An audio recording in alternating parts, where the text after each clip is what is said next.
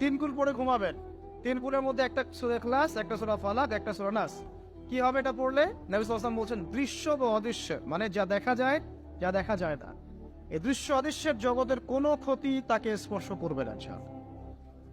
Protection, আল্লাহর পক্ষ থেকে প্রোটেকশন। আর এটা যখন রাতে পড়বেন তখন এভাবে পড়বেন, একবার সূরা ইখলাস, কুল হুয়াল্লাহু আহাদ, তারপর সূরা ফালাক, কুল আউযু বিরাব্বিল ফালাক, তারপর সূরা নাস, কুল আউযু বিরাব্বিন নাস করে দুই হাত একত্রিত করে ফু দিবেন।